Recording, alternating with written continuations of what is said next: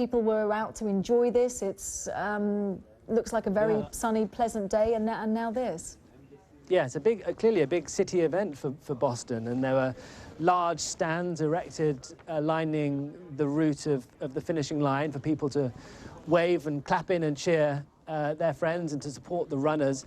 My understanding is that the leaders of this race, the winners, crossed the finishing line quite a long time before this incident happened, perhaps 2-3 hours beforehand. So we can assume that the people running along the road at that point would have been, the amateur runners, the people who have spent months training for this and did this very much as a hobby.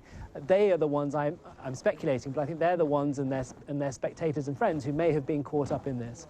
And I'm just seeing pictures now, more pictures of people being put into ambulances. There's now obviously a huge emergency services presence in this part of downtown Boston. Very much a huge emergency services operation there. And Ben, as you say, this is a popular marathon. It's the 117th running of the Boston Marathon. And this is, as the Boston police said there was an explosion. Police, fire and EMS are now on the scene, but we have no indication of how many people are injured, and that's according to a spokeswoman for the Boston Police Department.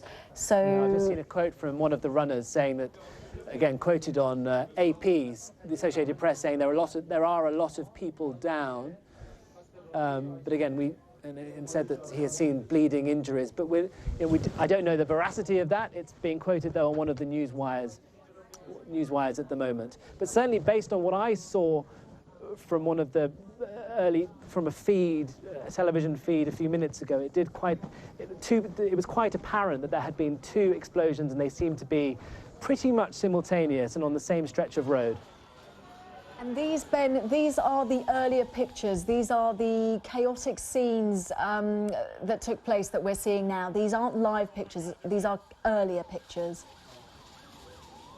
Yeah, that's right. And it looked like you saw those flags there, which I think were outside the Fairmont Copley Plaza Hotel, which I believe was where this race was ending. So I presume that those flags were part of. I'm guessing, but I think the flags were part of that sort of hotel area. It looked like there was an explosion just behind those flagpoles, and then another one further up the road.